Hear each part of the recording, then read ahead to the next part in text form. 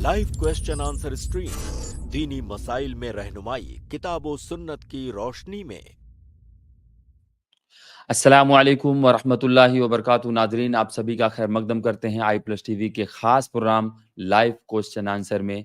जैसा कि आप जानते हैं, इस प्रोग्राम में हम आप लोगों के सवालों की जवाबात आप तक पहुंचाने की कोशिश करते हैं। हमारे साथ हर रोज़ की तरह शेख मोहतरम मौजूद हैं, दुक्तोर मोहम्मद नसीम हफिज़हुल्लाह। हम उनका आइए इस्तकबाल करते हैं। अस्सलामु अलैकुम वरहमतुल्लाहि वबरकातुहू। वालेकुम अस्सलाम वरहमतुल्लाहि वबरकातुहू। नाज़रीन, एक बार आप लोगों से रिक्वेस्ट है कि आप लोग इस लिंक को ज़्यादा से ज़्यादा लोगों में शेयर कर दें और स्ट्रीम यार्ड की लिंक भी शेयर कर दें, और ताकि जो कोई भी सवाल अगर करना चाहे तो आकर के डायरेक्ट हमारे शेख मोहतरम से सवाल भी कर सके, और अगर सुनना चाहते हैं तो यूट्यूब के लिंक के ज़रिए से वो इंशाअल्लाहुल अज़ीज़ सुन भी सकते हैं और इल्मी गुफ्तगू से फ़ायदा उठा सकते हैं।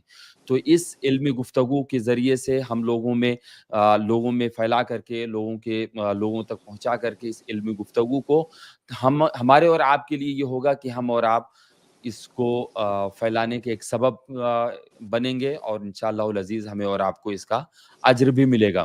तो दीन का इल्म हमें नश्र व इशाअत करते रहना चाहिए। तो उसमें से एक ज़रिया, एक सबब ये है कि हमारी इस लिंक को ज़्यादा से ज़्यादा लोगों में आप शेयर कर सकते हैं। तो नाज़रीन, आइए हम शेख मोहतरम का इंशाअल्लाह कुछ इस्तक़बालिया तमहीदी कलमात सुनेंगे इंशाअल्लाह। उसके बाद ही सवाल जवाब का सिलसिला शुरू करेंगे। तो आइए हम शेख मोहतरम से रिक्वेस्ट करते हैं कि आप तमहीदी कलमात कहेंगे। बिस्मिल्लाहिर्रहमानिर्रहीम। अल्हम्दुलिल्लाहि रब्बिल आलमीन वल आक़िबतु लिल मुत्तक़ीन वला उद्वाना इल्ला अलल ज़ालिमीन वस्सलातु वस्सलामु अला नबिय्यिना मुहम्मद व अला आलिहि व सहबिहि अजमईन, अम्मा बाद। रब्बि इश्रह ली सदरी व यस्सिर ली अमरी वहलुल उक़दतम मिन लिसानी यफ़क़हू क़ौली। मोहतरम नाज़रीन, निकाह के मुख्तलिफ मसाइल के सिलसिले में हमारी गुफ्तगू हुई। आज की इस मजलिस में भी हम निकाह के मसाइल से मुताल्लिक़ ही अपनी गुफ्तगू का सिलसिला जारी रखेंगे। निकाह के अहम तरीन मसाइल में से एक मसला ये है कि जब हम किसी औरत से शादी करना चाहते हैं तो वो औरत कौन सी होनी चाहिए जिससे शादी करना हमारी शरीयत के अंदर जायज़ है। जाहिर है इस दुनिया में हमारे मुख्तलिफ किस्म के रिश्ते हैं, मुख्तलिफ किस्म के ताल्लुकात हैं। इस दुनिया के अंदर मुख्तलिफ किस्म की औरतें हैं। तो हमारी शरीयत के अंदर किन औरतों से शादी करना जायज़ है, किन औरतों से शादी करना ये जायज़ नहीं है। तो इस मसले को वाज़ेह तौर से जानने के लिए हमें एक उसूल याद रखना चाहिए कि हमारी शरीयत ने हर तरह की औरतों से, हर तरह की मुसलमान औरतों से शादी करने को जायज़ करार दिया है, सिवाय चंद किस्म की औरतों से। चंद किस्म की औरतें ऐसी हैं या चंद रिश्ते ऐसे हैं जिनमें आप शादी नहीं कर सकते। बाकी उन चंद एक को छोड़ करके कोई भी लड़की है, कोई भी औरत है, आप उससे शादी कर सकते हैं। हमारी शरीयत का एक उसूल है कि जब हमारी शरीयत दो तरह की चीजों को बताना चाहती है, एक चीज हलाल है, दूसरी चीज हराम है, तो जिस चीज की तादाद ज्यादा है हमारी शरीयत उसको नहीं गिनवाती है, बल्कि जिस चीज की तादाद बहुत कम है उस चीज को हमारी शरीयत गिना देती है कि वो फला फला फला है। तो चूंकि वो औरतें जिनसे शादी करना जायज नहीं है वो बहुत चंद किस्म की औरतें हैं, लिहाजा हमारी शरीयत ने उन औरतों का जिक्र कर दिया है जिनसे शादी करना नहीं जायज है। बाकी उनके अलावा जो औरतें बचती हैं ऑटोमेटिक सब जो है जवाज के दायरे में आ जाएंगी। यही मामला दूसरी चीजों में, जैसे हम खाने पीने की चीजों में देखते हैं, इस दुनिया के अंदर जितनी भी चीजें अल्लाह रब्बुल आलमीन ने खाने पीने वाली बनाई हैं हमारे लिए सब हलाल हैं, सिवाय चंद एक को छोड़ करके। तो जो चीजें हराम हैं अल्लाह रब्बुल आलमीन ने उनका जिक्र कर दिया कि फला फला फला चीज मत खाना, گویا کہ اس کے علاوہ جتنی چیزیں ہیں سب کھا سکتے ہیں. وہی معاملہ سیم یہاں پر بھی ہے. چند قسم کی عورتیں ایسی ہیں کہ ان سے آپ شادی مت کرنا, گویا کہ ان کے علاوہ جتنی عورتیں بچتی ہیں آپ سب سے رشتہ کر سکتے ہیں. تو وہ عورتیں جن سے ہماری شریعت میں شادی کرنا جائز نہیں ہے ان کو محرمات کہا جاتا ہے, یعنی وہ عورتیں جو ہمارے لیے حرام ہیں. اور جن عورتوں سے شادی کرنا حرام ہے بنیادی طور سے ان کی دو قسمیں ہیں. ایک وہ عورتیں جن سے ہمیشہ ہمیش کے لیے پوری زندگی ہم کسی بھی حالت میں ان سے شادی نہیں کر سکتے, ان کو جو ہے محرمات ابدیہ کہا جاتا ہے عربی میں, یعنی جو ہمیشہ کے لیے ہمارے اوپر حرام ہے. اور دوسری قسم ان عورتوں کی ہے جو ہمیشہ کے لیے حرام نہیں ہیں, جو وقتی طور پر ہمارے لیے حرام ہوتی ہیں, جن سے شادی کرنا وقتی طور سے کسی خاص سبب کی بنیاد پر ہمارے لیے حرام ہوتا ہے. جب وہ سبب ختم ہو جائے گا تو ان سے شادی کرنا یہ جائز ہو جائے گا. تو آئیے ہم سب سے پہلے ان عورتوں کا بیان کرتے ہیں جن سے ہماری شریعت میں ہمیشہ ہمیش کے لیے شادی کرنا حرام ہے. کسی بھی صورت میں ایک انسان ان عورتوں سے شادی نہیں کر سکتا.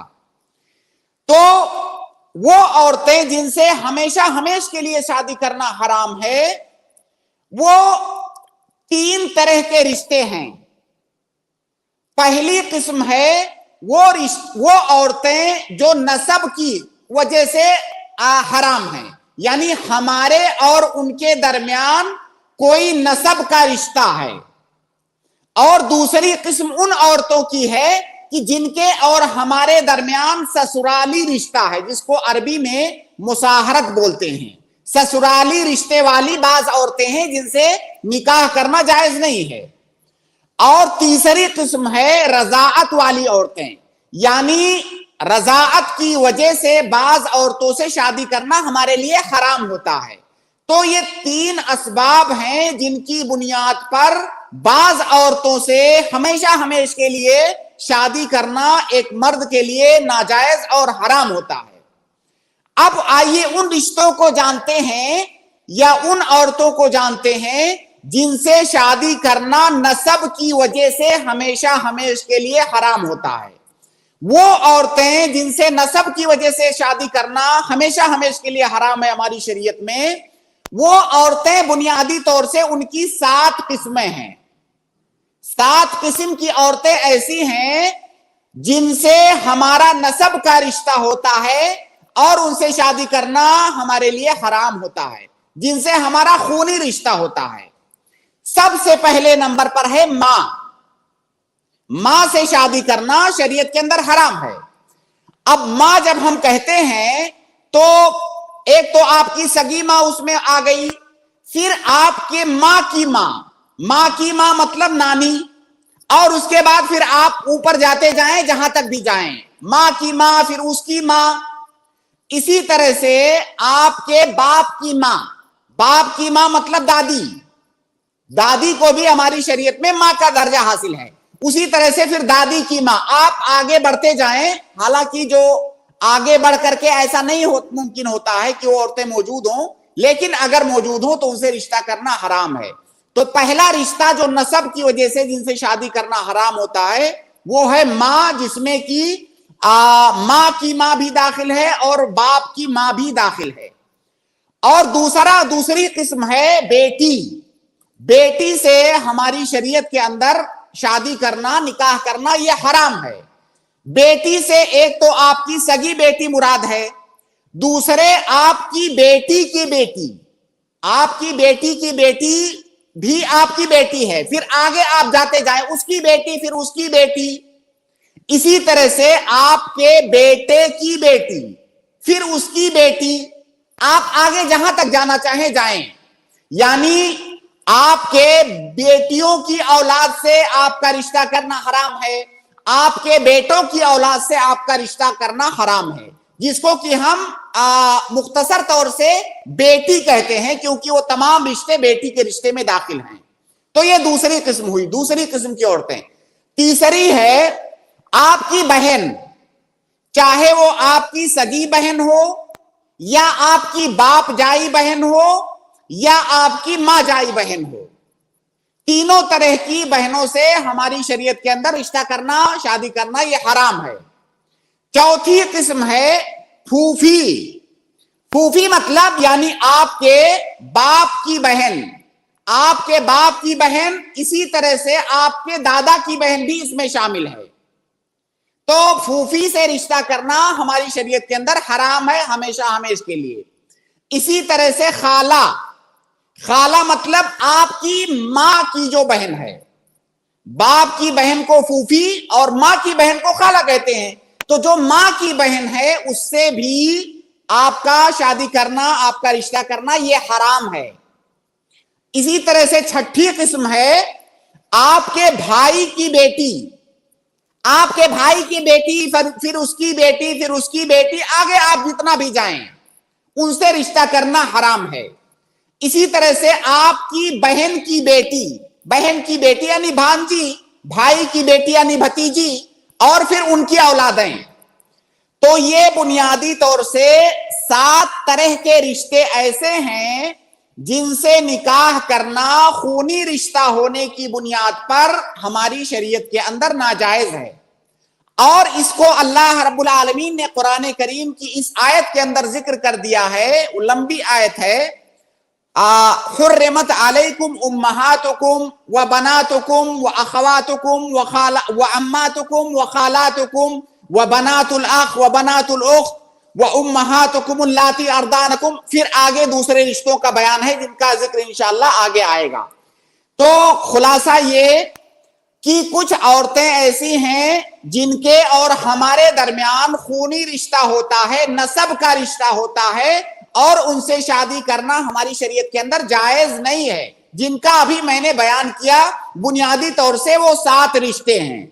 یہاں پر ایک اشکال جو بار بار خاص طور سے غیر مسلموں کی طرف سے پیش کیا جاتا ہے وہ یہ ہے, بہت ہمارے معاشرے کے اندر پھوپھی کی بیٹی کو یا خالہ کی بیٹی کو, چچا کی بیٹی کو, ہم لوگ کزن, جس کو انگریزی میں کزن بولتے ہیں, ہم چچا کی بیٹی کو چچا زاد بہن بولتے ہیں, خالہ کی بیٹی کو خالہ زاد بہن بولتے ہیں, پھوپھی کی بیٹی کو پھوپھی زاد بہن بولتے ہیں. تو بہت سارے لوگ یہ اعتراض کرتے ہیں مسلمانوں پر یا اسلام پر کہ مسلمانوں کو دیکھیے یہ تو اپنی بہن سے شادی کر رہے ہیں, خالہ کی بیٹی بہن ہے, پھوپھی کی بیٹی ان کی بہن ہے, چچا کی بیٹی ان کی بہن ہے, اس سے شادی کر رہے ہیں. تو بھائی ہماری شریعت کے اندر خالہ کی بیٹی, پھوپھی کی بیٹی یا چچا کی بیٹی سے نکاح کرنا جائز ہے. اس لیے جائز ہے کہ وہ ہماری بہن نہیں ہے. بہن تو ہم نے اپنی زبان میں, اردو زبان میں ہم ان کو بہن کہتے ہیں. اگر آپ عربی زبان کے اندر تلاش کرنے جائیں گے یا شریعت کے نصوص کے اندر تو ان کو بہن نہیں کہا جاتا ہے. اب آپ اپنی زبان میں کسی چلتی پھرتی لڑکی کو بھی بہن کہہ دیں تو اس کا مطلب یہ تھوڑی ہوگا کہ آپ کی بہن ہو گئی.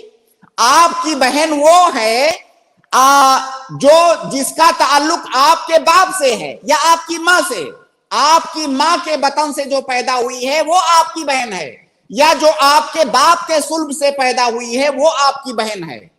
تو ہم اپنی زبان میں گرچہ آپ اس کو بہن بول رہے ہیں لیکن وہ حقیقت میں بہن نہیں ہے. تو ہماری شریعت کے اندر یہ خونی رشتے ہیں جن سے نکاح کرنا یہ ناجائز ہے.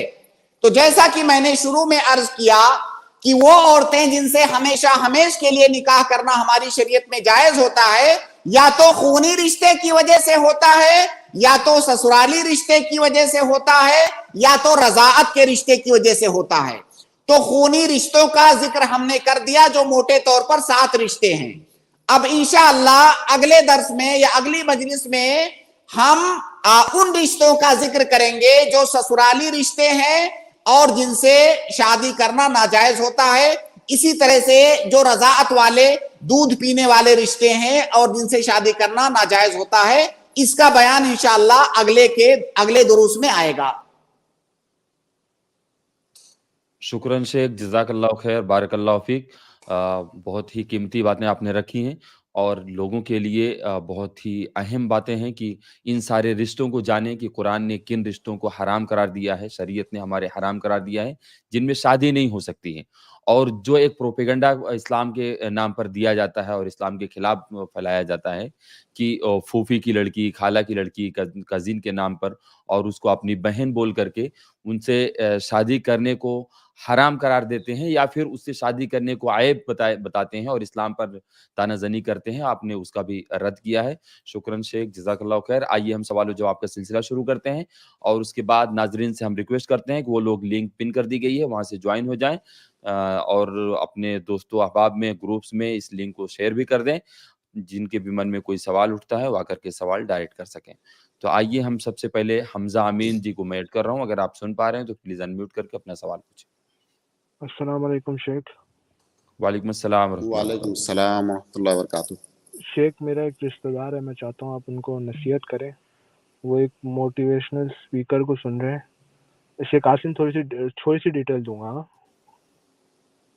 वो जो मोटिवेशनल स्पीकर है उसका ये है कि निज़ाम असल होना चाहिए, हुकूमत असल होनी चाहिए, और ये जो मौलवी हैं इनको तो पता ही नहीं है इंटरनेशनल मामलात का। और ये नमाज रोज़ा पूजा पाठ, ये उनके अल्फाज हैं, पूजा पाठ नमाज रोज़ा ये सब हम करने के लिए नहीं है। असल जो काम है वो निज़ाम का है, और तज़किया नफ्स ये सारी चीज़ें हैं, ये सब बेकार हैं। और जो मौलवी निज़ाम की बात नहीं करता वो आटे में नमक वाला है। और सहाबा आटा और ये जो शैतान है और जो फरिश्ते हैं, इन सब ने टाइम टेबल किया हुआ है और नए नए मसाइल जैसे बताते हैं कि गधा हलाल है, इमाम अबू हनीफा ने हराम किया है, और दज्जाल के साथ सबसे पहले उलमा होंगे। अच्छा, उसको सारी मैंने, अब जो मेरे रिश्तेदार थे उनको सारी मैंने हदीसें भेज दी कि मुस्लिम रूलर के खिलाफ खरूज नहीं हो सकता, और हमारे जो जंगें होती हैं वो हुकूमत के लिए नहीं होती, हम लोग सिर्फ अपने दीन के लिए होती हैं, हुकूमत के लिए नहीं होती हैं। लेकिन अब वो सुन नहीं रही हैं, तो आप प्लीज़ ज़रा उनको नसीहत करें कि ऐसे आदमी को सुनना कैसा है। शेख, वो जो रिश्तेदार है शेख, वो बहुत ज़्यादा बैकवर्ड जा रहा है। पहले वो अच्छा था, लेकिन जब से उन्होंने सुनना शुरू किया है ना, तब से वो थोड़ा अजीब सा हो गया। उल्मा से भी दूर हो गया वो, उल्मा को भी कुछ नहीं समझता, उल्मा को भी, सारे उल्मा को कैटेगराइज करता है। और जब उसको बोलते हैं नहीं सुनो, तो वो बोलते हैं कि आपको नियत पे फतवा नहीं लगाना चाहिए, हर आदमी को सुनो, अच्छा अच्छा लो, बुरा बुरा छोड़ो। तो आप प्लीज़ ज़रा उनको नसीहत करें। देखिए, इस ज़माने में ये मोटिवेशनल स्पीकर्स या मोटिवेशन स्पीचेस के नाम पर बहुत सारे स्पीकर्स मैदान में आए हुए हैं। उनमें से बहुत सारे ऐसे हैं जो अच्छी बातें भी करते हैं और कुरान और हदीस की बात भी करते हैं, इस्लाम की बात करते हैं, दीन की बात करते हैं, अच्छे अखलाक की बात करते हैं, या इंसान को अपनी जिंदगी कैसे गुजारनी चाहिए। बहुत सारे नाहियों से उस पर गुफ्तगू करते हैं और अच्छी गुफ्तगू करते हैं। लेकिन बेशतर मोटिवेशनल स्पीकर्स ऐसे हैं कि दीन से उनका कोई लेना देना नहीं होता है। और हमारे बहुत सारे नौजवान ये समझते हैं, उनकी जो चिकनी चुपड़ी बातें होती हैं, अल्फाज के जो है हेर फेर में इस तरह से उनके इर्द गिर्द वो ताना बाना बुनते हैं कि उसमें खो जाते हैं। और हम सभी जानते हैं कि अगर किसी सामने वाले की जबान अच्छी है तो आपको अपनी जबान के जादू में वो जकड़ सकता है, और यही उमूमन मोटिवेशनल स्पीकर्स जो होते हैं यही करते हैं। एक मुसलमान को समझना चाहिए कि हमारी शरीयत के जो नुसूस हैं, कुरान है, सुन्नत है, अल्लाह और उसके रसूल की बातें हैं, उससे ज्यादा मोटिवेट एक मुसलमान किसी और चीज से नहीं हो सकता है। अल्लाह के नबी सल्लल्लाहु अलैहि वसल्लम की हदीसों को आप देखिए, मोटिवेशन क्या होता है। मोटिवेशन ये होता है कि इंसान को अच्छे कामों पर उभारा जाए। मोटिवेशन का मतलब होता है उभारना, इंसान को अच्छे काम करने पर उभारा जाना। अल्लाह के नबी सल्लल्लाहु अलैहि वसल्लम की हदीसों को देखिए, कुरान की आयतों को देखिए, उससे ज्यादा मोटिवेशन आपको कहीं नहीं मिलेगा। अल्लाह के नबी सल्लल्लाहु अलैहि वसल्लम बताते हैं, आपने नमाज पढ़ी तो आपको यह अजर मिलेगा, आपको जन्नत मिलेगी, आपको जन्नत में फला फला नेमतें मिलेंगी, आपने फला इबादत की तो आपके लिए फला फला चीज की बशारत है। ये क्या है? ये मोटिवेशन ही तो है। تو ہماری شریعت کے اندر پوری شریعت جو ہے ترغیب اور ترہیب پر قائم ہے. تو یہ جو ترغیب ہے، ترغیب وہی موٹیویشن ہے، اسی کو ہم انگریزی میں موٹیویشن کہتے ہیں. تو ہماری شریعت کے اندر موٹیویشن موجود ہے، دنیاوی کاموں کے لیے بھی اور اخروی کاموں کے لیے بھی، تمام معاملات کے اندر موٹیویشن موجود ہے. لیکن اصل میں ہماری جو ہے ہماری حالت یہ ہے کہ جو چیزیں ہمارے پاس قرآن و سنت کے حوالوں سے آتی ہے اس سے ہم متاثر نہیں ہوتے ہیں. ایک عام آدمی دنیاوی باتیں، چکنی چپڑی باتیں اور خوبصورت اور خوشنما الفاظ میں ہمارے سامنے پیش کرتا ہے تو ہم اس سے متاثر ہونے لگتے ہیں. حالانکہ اگر ہم غور کریں گے تو ہمارے دین کے اندر اس سے لاکھوں گنا بہتر موٹیویشن والی چیزیں ہمارے دین کے اندر موجود ہیں. تو یہ ایک بات. دوسری بات یہ کہ آپ نے کہا کہ وہ بہت ساری چیزوں کا انکار کرتا ہے اور کہتا ہے کہ ہم اس دنیا کے اندر آئے ہیں نظام قائم کرنے کے لیے، نظام کو فالو کرنے کے لیے. دیکھیے ہماری جو پیدائش کا مقصد ہے، ایک مسلمان، ہر مسلمان کو سمجھنا چاہیے، وما خلقت الجن والانس الا لیعبدون. اصل جو مقصد ہے ہماری پیدائش کا اور اس دنیا کے اندر چند ایام گزارنے کا، وہ یہ ہے کہ ہم اللہ کی عبادت کریں، اللہ کی اطاعت کریں. اللہ تعالیٰ نے آزمائش کے لیے ہم کو پیدا کیا ہے، اس آزمائش میں ہم کھرے اتریں. تبارک الذی بیدہ الملک وہو علی کل شیء قدیر الذی خلق الموت والحیات لیبلوکم ایکم احسن عملا. اللہ نے موت اور زندگی کو اس لیے پیدا کیا ہے تاکہ وہ ہمیں آزمائے کہ ہم میں سے بہتر عمل کرنے والا کون ہے. تو ہماری زندگی کا مقصد اللہ رب العالمین کی اطاعت اور اس کی عبادت، اس کے احکام کے مطابق زندگی گزارنا ہے تاکہ جو ہمیشہ والی اخروی زندگی ہے اس میں ہم کامیاب ہو سکیں. باقی جو دنیاوی نظام ہے، یہ جو دنیاوی نظام ہے، اگر اس میں اللہ رب العالمین کی کہیں نافرمانی نہیں پائی جاتی ہے تو ہمارا دین اس سے روکتا نہیں ہے کہ دنیا کے قانون کو، دنیا کے نظام کو آپ فالو نہ کرو. دنیا کے نظام کو اس وقت فالو نہیں کرنا ہے جب وہ اللہ اور اس کے رسول کے نظام سے ٹکرائے. جب اس سے ٹکرائے تب اسے فالو نہیں کرنا ہے. اور جب اس میں ٹکراؤ نہیں ہے تو ہماری شریعت نے ہمیں آزادی دے رکھی ہے اس دنیا کو چلانے کے لیے، سماج اور سوسائٹی کو چلانے کے لیے، زندگی کو بہتر انداز میں گزارنے کے لیے. جو بھی نظام اور قوانین ملک کے اندر بنتے ہیں اگر وہ ہماری شریعت سے نہیں ٹکرا رہے ہیں تو ہماری شریعت نہ صرف یہ کہ اس کی اجازت دیتی ہے بلکہ اس پر ابھارتی بھی ہے، کیونکہ اس دنیا کو اچھے سے چلانا ہے، اس سماج اور معاشرے کو. لیکن اگر کوئی یہ سمجھتا ہے کہ انسانوں کا بنایا ہوا قانون اور نظام اللہ تعالیٰ کے بنائے ہوئے قانون اور نظام سے بہتر ہے یا اس کے مساوی اور اس کے برابر ہے، تو یہ چیز نواقض اسلام میں آتی ہے. آپ کسی ایسے، ظاہر ہے ہم تو جمہوری ملک میں رہتے ہیں لیکن ہمیں اس بات کا ایمان ہونا چاہیے ہمارا کہ اللہ رب العالمین کا نظام سب سے بڑا ہے، اللہ کا نظام سب پر مقدم ہے. اگر یہ عقیدہ ہمارا نہیں ہے تو ہمارا اسلام بھی نہیں ہے. باقی اس کے بعد دنیا کے جو نظام ہے اس کو فالو کرنا اس حد تک کہ اس میں اللہ تعالیٰ کے نظام اور اسلام کی کوئی مخالفت نہیں ہے، ہماری شریعت اس سے نہیں روکتی. اب جیسے ہمارے ملک میں مثال کے طور پر ٹریفک کا نظام ہے، بہت سارے اور دوسرے نظام ہے جس کو ہمیں فالو کرنا ہے. وہ سارے نظام ہمارے فائدے کے لیے بنائے گئے ہیں اور ہماری شریعت کی کہیں مخالفت نہیں ہے. ہماری شریعت بھی یہ کہتی ہے کہ سماج اور معاشرے کے اندر آپ منظم انداز میں رہو، اس طرح سے کہ نہ اپنے آپ کو نقصان پہنچاؤ نہ دوسروں کو نقصان پہنچاؤ. تو اب یہ نہیں کہیں گے کہ اس نظام کو ہمیں فالو نہیں کرنا ہے کیونکہ اللہ کا نظام نہیں ہے. اللہ کا نظام یہی ہے کہ ہر وہ دنیاوی نظام جو اللہ کے نظام سے نہ ٹکرائے آپ اس پر آپ کو عمل کرنا ہے. مسئلہ اور مشکل اس وقت پیش آتا ہے جب کوئی نظام صریح اللہ اور اس کے رسول کے حکم کے خلاف ہو اور اسے ہم بہتر سمجھے، اس وقت مسئلہ ہے.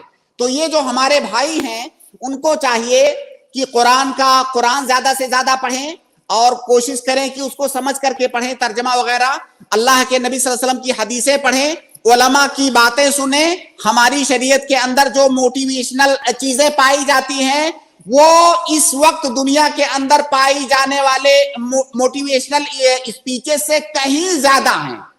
بس جاننے کی آپ کو قدم قدم پر قرآن کے اندر حدیث کے اندر ترغیب ملے گی. آپ ایسا کرو, ایسی زندگی گزارو, آپ کا یہ فائدہ ہے, دنیا کے اندر آپ کو یہ فائدہ ہے, آخرت کے اندر آپ کو یہ ملے گا. یہی تو موٹیویشن ہے. اللہ کے نبی صلی اللہ علیہ وسلم نے جمعہ کے بارے میں فرمایا کہ جمعہ کو کوئی آدمی غسل کر کے آئے مسجد, ایسے ایسے اس حالت میں آئے, مسجد میں آئے, امام کے پاس بیٹھے, اس کا خطبہ سنے, کوئی لغو بات نہ کرے, تو ایسی صورت میں ہر قدم کے بدلے میں 1 سال کے قیام کا, 1 سال کے صیام کا اسے ثواب ملے گا. اب اس سے بڑا موٹیویشن اور کیا ہو سکتا ہے؟ عبادت کرنے کے لیے اس سے بڑا موٹیویشن اور کیا ہو سکتا ہے کہ ہمارا گھر اگر مسجد سے 500 قدم کے فاصلے پر ہے, اس کا مطلب ہر قدم پر 500 سال کے روزے کا, 500 سال کی نمازوں کا ہمیں ثواب ملا. اب اس سے بڑا موٹیویشن اور کیا ہو سکتا ہے؟ تو ہماری شریعت کے اندر جو موٹیویشن کتاب و سنت کے اندر موجود ہے وہ ہمارے لیے کافی ہے. باقی اگر دنیا کے اندر کوئی بھی انسان ہمیں اچھے کاموں پر ابھارنے کے لیے اگر کوئی بات ہمارے سامنے پیش کرتا ہے, حقیقت میں اس کی باتیں اچھی ہیں اور کتاب و سنت سے ٹکرا نہیں رہی ہیں, تو اس میں کوئی جو ہے پریشانی نہیں ہے, ہمیں اس کو سننا چاہیے. کیونکہ ہمارا دین بھی یہی کہتا ہے وَذَكِّرْ فَإِنَّ الذِّكْرَىٰ تَنفَعُ الْمُؤْمِنِينَ, کہ لوگوں کو نصیحت کرو, لوگوں کو ابھارو اچھے کاموں پر ابھارنا, ان کو موٹیویٹ کرنا, اس سے انہیں فائدہ ہوتا ہے. لیکن وہ موٹیویشن جو آپ کو بددین بنا دے, جو آپ کو آپ کے دین سے دور کر دے, جو آپ کو دین کا باغی بنا دے, وہ موٹیویشن نہیں ہے, وہ الہاد ہے, وہ کفر ہے, وہ بددینی ہے. شیخ وہ بولتا ہے کہ اگر اسلامی سزائیں جو ہیں اور جو اسلامی نظام ہے اس کے اگر خلاف ہو تو عام آدمی کی ذمہ داری ہو جاتی ہے کہ اللہ کے نظام کو قائم کرے. اب دیکھیے آپ کا جو سوال تھا, ایک میں نے جنرل سوال کے طور پر اس کو لیا اور اس کا جواب دیا. اب اگر وہ آدمی اسلام کے نظام کے بارے میں اسے شک ہے, وہ شبہے میں پڑا ہوا ہے, یا اسلام کے نظام کو اس زمانے کے لیے وہ سمجھتا ہے کہ وہ ریلیونٹ نہیں ہے, وہ قابل تطبیق نہیں ہے, تو یہ تو کفر ہے. ایسے آدمی آپ چاہیے آپ کو کہ ایسے آدمی کو آپ علماء سے ملائیے, ان سے بات کرائیے, اسے بتائیے. شیخ حمزہ امین بھائی نے بہت ساری باتیں بتائی کہ علماء کو ایسا ایسا بولتے ہیں, وہ لوگ تو مسائل میں اختلاف کرتے رہتے ہیں, گدھا حلال ہے حرام ہے, ان ساری چیزوں میں پڑے رہتے ہیں. بہرحال وہ آپ کی بات ہے, میں آپ تک ہی رکھ رہا ہوں اس کو. اگر ان کو کچھ کہنا ہے تو آپ ہماری اسٹریم میں ان کو بلائیے, ہم ڈائریکٹ ان سے بات کرنا چاہتے ہیں. تو اور شیخ ہاشم نصیحت ہونی تھی, شیخ نے نصیحت کر دیا ہے, ایک جنرل سوال کا جواب بھی دیا ہے الحمدللہ. اور پرسنل اگر ان کے اوپر آپ اس طرح سے ہمارے ذریعے سے کچھ کہنا چاہ رہے ہیں تو یہ مناسب نہیں ہوگا. آپ ان کو بلائیں اور یہاں اسٹریم میں ڈائریکٹ بات کرنے کے لیے بولیں, ہم ان کے ہر سوال کا جواب انشاءاللہ دیں گے. اور شیخ ہاشم یہ بات جو ہے, آخری بات آپ نے جو کہی کہ ان کا کہنا یہ ہے کہ دین کے اندر جو علماء ہیں دینی مسائل کے اندر وہ اختلاف کرتے رہتے ہیں, ان کے درمیان جھگڑے ہوتے رہتے ہیں. تو میں یہ پوچھنا چاہتا ہوں کہ دنیا کا کوئی بھی مسئلہ, جو دنیاوی لوگوں نے جو قوانین بنائے ہیں, جو نظام بنائے ہیں, جو دنیاوی چیزیں ہیں, آپ کوئی ایک مسئلہ ایسا بتائیے مجھے جس پر سارے لوگ متفق ہیں. آج ملک کے اندر ایک قانون بنتا ہے, کل اپوزیشن پارٹی جو ہوتی ہے اس کو اپوز کرتی ہے, تو کیا یہ جھگڑا نہیں ہے؟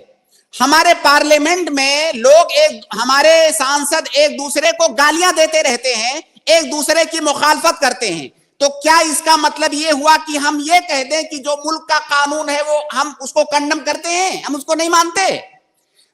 آپ میڈیکل سائنس میں جائیے, میڈیکل سائنس میں ڈاکٹروں کے درمیان کوئی مسئلہ ایسا نہیں ہے جس میں آپ 2 رائے 3 رائے 4 رائے مختلف رائے نہ پائیں.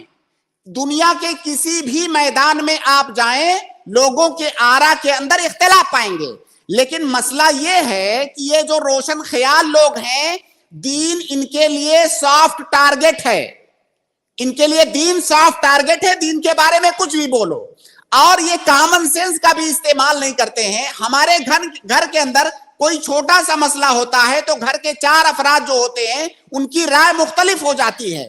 کسی ایک ہی مسئلے کو آپ دوسری طرح سمجھ رہے ہوتے ہیں, میں دوسری طرح سمجھ رہا ہوتا ہوں, اور ہمارے درمیان اختلاف ہو جاتا ہے. تو دین کے جو مسائل ہیں ان کو سمجھنے میں بھی جو لوگوں کی عقل ہے ان کا جو مستوی اور معیار ہے اس میں فرق ہو سکتا ہے اور اس کی وجہ سے اختلاف ہو سکتا ہے. تو یہ کوئی معیوب چیز تو نہیں ہے. اگر آپ کو دنیاوی معاملات کے اندر لوگوں کا اختلاف کرنا معیوب نہیں لگتا ہے تو دینی مسائل کو سمجھنے میں اگر لوگوں کی سمجھ میں فرق ہو جا رہا ہے تو یہ آپ کو اتنی معیوب چیز کیوں لگتی ہے؟ جی شیخ، کوئی معیوب بات نہیں ہے. دوسری بات یہ ہے نا کہ علماء کو لوگوں میں کرٹیسائز کر کے علماء سے دور کرنا چاہتے ہیں لوگوں کو. جب جی علماء اصل سے مقصد لوگ یہی دور ہے. ہوتے ہیں تو دور ہونے کے بعد ان کا فائدہ اٹھاتے ہیں کہ ان کو کسی بھی چیز میں ایکٹیو کر دیتے ہیں، کسی بھی چیز کوئی ایکٹیویٹی میں ان کو مصروف کر دیتے ہیں، پھر وہ انسان دین سے نکل جاتا ہے. علماء سے دور کرنا مطلب دین سے دور کرنے کا ایک پہلا قدم ہوتا ہے. تو ایسے لوگوں سے ہوشیار رہنا چاہیے اور ان کو آپ کوشش کریں کہ وہ اسٹریم میں لے کے آئیے. ہم انشاءاللہ ان کو وقت دیں گے اور ان سے بات کریں گے. ان کی جو بھی مسائل ہوں گے آپ سے جو ذکر کر رہے ہیں نا، آپ سے یہ سوال ہے، آپ لوگ یہ جواب نہیں دے پاتے، تو آپ ان کو ڈائریکٹ یہاں آ کر کے بات کرنے بولیے. اگر آپ جواب نہیں دے پا رہے ہیں تو بہتر ہے کہ ہم لوگ انشاءاللہ یہاں پہ جواب دیں گے. ان کو لے آئیے آپ. ہاں، امید ہے حمزہ بھائی کہ آپ کے سوال کے جواب ہوا ہوگا. دوسروں کو موقع دیں پلیز. جزاک اللہ خیر. شکراً، جزاک اللہ خیر، بارک اللہ فیک. یونس ابن رحمہ، میں نے آپ کو ایڈ کیا ہے، اگر آپ سن پا رہے ہیں تو پلیز انمیوٹ کریں اور اپنا سوال پوچھیں. شیخ آپ کچھ کہنا چاہ رہے تھے؟ نہیں کچھ نہیں. جی وعلیکم السلام ورحمۃ اللہ وبرکاتہ. خیریت سے ہیں شیخ آپ دونوں؟ الحمدللہ. جی جی شیخ، میں 40 سے 50 سیکنڈ تک میں سوال ختم کرتا ہوں. پلیز ڈائریکٹ سوال پہ آ جائیں. ہم لوگ بیک گراؤنڈ بہت ساری چیزوں کو جانتے ہیں. اصل میں دیکھیے ہم لوگ بہت کم سوالوں کو لے پا رہے ہیں اس وقت. میں چاہتا ہوں کہ سوال مختصر کریں اور میں کوشش کروں کہ جواب بھی مختصر ہو، لیکن بعض سوالات ایسے آ جاتے ہیں جن میں تھوڑی سی تفصیل کرنی پڑتی ہے، ورنہ ہم چاہتے ہیں کہ سوالات زیادہ سے زیادہ ہوں. اب جیسے پچھلی اسٹریم میں ہم نے صرف 2-3 سوال ہم لے سکے تھے اور آج بھی دیکھیے ہمارا آدھا وقت گزر چکا ہے. تو سوال مختصر کریں اور ٹو دا پوائنٹ بات کریں. اور آپ جو بیک گراؤنڈ سمجھانا چاہ رہے ہیں نا، ہم لوگ انشاءاللہ اس پر پہنچ جائیں گے، آپ بے فکر رہیں. جی ٹھیک شیخ، ٹھیک. شیخ، فرد کفایہ کے نام پہ کوئی لڑکی اگر میڈیکل کرنے جا رہی ہے تو وہاں پہ میڈیکل کالج میں اس کو ایسے فیس کرنے پڑتے ہیں شیخ جو غیر شرعی ہیں. مثال کے طور پہ اس کو ایک ایسا ایپرن پہننا پڑتا ہے شیخ جو آستین سے اوپر ہوتے ہیں، اور کبھی کبھی اس کو گاؤں کھیڑے میں ایسے بلا کر لے کے جاتے ہیں اور گروپس میں غیر محرم سے کچھ ٹیسٹنگ کے لیے بھیج دیتے ہیں. ایسے بہت سے غیر شرعی چیزیں ہوتے ہیں. تو فرد کفایہ کے نام پہ ان سب کو نظر انداز کر کے ڈاکٹر کرنا میڈیکل کرنا کیسا ہے؟ جزاک اللہ. دیکھیے اس کا مختصر جواب یہ سنیے. ہماری شریعت کے اندر 5 طرح کے مقاصد ہوتے ہیں. 5 طرح کے مقاصد کی حفاظت ہماری شریعت کرتی ہے. سب سے پہلے نمبر پر ہے دین، دوسرے نمبر پر ہے جان، تیسرے نمبر پر ہے انسان کی نسل یا اس کی عزت و آبرو، چوتھے نمبر پر ہے انسان کی عقل، 5ویں نمبر پر ہے مال. یہ انہی 5 مسائل کے اندر ہمارے دین کے احکام منحصر ہیں. اب اگر ان 5 میں سے 2 کے درمیان ٹکراؤ ہوتا ہے تو جو ترتیب میں نے ذکر کیا ہے، جو ترتیب میں اوپر ہے اس کو مقدم رکھا جائے گا. اب جیسے کوئی میڈیکل کر رہا ہے، میڈیکل کرنے کی وجہ سے اس کا دین جا رہا ہے. ظاہر ہے عورت کو پردہ کرنا، عزت اور عصمت کے ساتھ رہنا، یہ دین کا حصہ ہے، یہ دین کا حصہ ہے. اب اگر اس کا دین، اس کا ایمان خطرے میں پڑ رہا ہے دوسرے مقاصد کی وجہ سے تو یہ جائز نہیں ہے. پہلے اسے اپنے دین کو بچانا ہے. اور ایسا بھی نہیں ہے کہ وہ اس لڑکی نے اگر میڈیکل نہیں کیا تو پوری انسانیت جو کو ڈاکٹر نہیں ملے گا. اور بہت سارے ایسے طریقے ہیں جہاں پر عزت و حشمت کے ساتھ عورت میڈیکل سائنس پڑھ سکتی ہے. تو اگر اس کے لیے پاسبل ہے کہ ایسی جگہ پر پڑھے جہاں پر اس کا دین محفوظ رہے تو اس جگہ کا وہ اختیار کرے گی، ورنہ چھوڑ دے گی. دین کا سودا کر کے تعلیم دین پر مقدم نہیں ہے. یہ آپ ذہن میں رکھیے کہ تعلیم دین پر مقدم نہیں ہے. تعلیم ہے ہی اسی لیے کہ دین کی حفاظت کی جائے. تو اگر دین کا سودا کرنا پڑ رہا ہے جو ہے تعلیم کے لیے تو وہ تعلیم جائز نہیں ہے. اور یہ صرف میں میڈیکل سائنس کی بات نہیں کر رہا ہوں. اگر کوئی دینی علم حاصل کر رہا ہے اور دینی علم حاصل کرنے کے راستے میں اسے کچھ ایسے کام کرنے پڑے جو دین کے مخالف ہے، تو میں پوچھوں گا بھائی پھر آپ وہ تعلیم کیوں حاصل کر رہے ہو؟ آپ دین کا علم دین پر عمل کرنے کے لیے حاصل کرنا چاہتے ہو، دین کی حفاظت کرنے کے لیے، پھر دین کی حفاظت کرنے کے لیے جو علم آپ حاصل کرنا چاہتے ہو اور دین کے نام پر آپ دین کا سودا کیوں کر رہے ہو؟ اور یہ چیز بہت ساری جگہوں پر ہمارے اسلامی جامعات کے اندر، اسلامی مدارس کے اندر بھی یہ چیز پائی جاتی ہے کہ ہمارے جو اسلامی جو ہے مدارس ہیں یا بہت سارے اسلامی جامعات، ان کے قیام کا مقصد دین کا علم دینا ہوتا ہے۔ اب دین کا علم دینے کے لیے بہت ساری چیزیں دین کے خلاف کی جاتی ہیں، پھر اس علم کے حاصل کرنے کا کوئی مطلب نہیں بنتا ہے۔ خلاصہ یہ کہ علم حاصل کرنے کے لیے دین کا سودا نہیں کیا جا سکتا، دین مقدم ہے علم حاصل کرنے پر۔ جی شیخ، جب ہم یہ سمجھانے بیٹھتے ہیں کہ بہت سے غیر شرعی چیزیں ہوتی ہیں آپ نہ جائیں کر کے، تو وہ بولتے ہیں کہ اگر کوئی مسلمان خاتون کی ڈلیوری ہو تو اگر مسلمان خاتون نہ ہو تب تو مشکل ہو جائے گی، تو ہم کو ایسے جانا ہی پڑے گا، ورنہ کیونکہ انڈیا میں سیگریگیٹڈ میڈیکل کالجز کا نہیں ہے جہاں تک میں جانتا ہوں۔ پڑھائی بھی اگر کہیں پہ مل بھی جائے تو اس لیول کی میڈیکل ایجوکیشن نہیں ملتی جہاں تک ملنا چاہیے، تو ان پر ایسے باتوں کو ہم کیسے ان کو صحیح راستے نہیں، دیکھیے اس کا حل جو ہے، اگر ہماری قوم کے لوگ اس کو حل کرنا چاہیں اس مسئلے کو تو اس کو حل کر سکتے ہیں۔ جس طرح سے دوسرے بہت سارے کالجز یونیورسٹیاں کھول سکتے ہیں، لوگ دنیا بھر کے کاموں میں اپنے پیسے خرچ کر سکتے ہیں، وہ میڈیکل کالجز کیوں نہیں کھول سکتے ہیں؟ بھائی جب پریشانی ہو رہی ہے، جس طرح سے ہمارے لوگ فتویٰ پوچھنے آتے ہیں اسی طرح سے 10-20 سال محنت کر کے میڈیکل کالجز کیوں نہیں کھول سکتے ہیں؟ اور پہلی بات ایسا ہم نہیں کہہ سکتے کہ ایسے کالجز نہیں ہیں جہاں پر عزت کے ساتھ لڑکی تعلیم حاصل کر سکے، ایسے کالجز آپ تلاش کریں گے تو ملیں گے۔ جی شیخ، امید ہے کہ بھائی آپ کے سوال کا جواب ہو گیا ہوگا، پلیز دوسروں کو موقع دیں۔ بارک اللہ فیک۔ مشتاق مستان جی، آپ کا ڈیوائس کنیکٹڈ نہیں ہے۔ بنت ہوا، آپ کا ڈیوائس کنیکٹڈ نہیں ہے۔ ایس خان، آپ کا ڈیوائس کنیکٹڈ نہیں ہے۔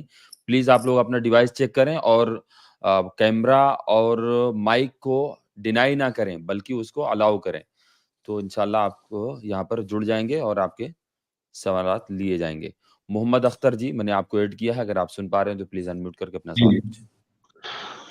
السلام علیکم ورحمۃ اللہ وبرکاتہ۔ شیخ، میں یہ جو موضوع کے متعلق سوال کرنا چاہوں گا،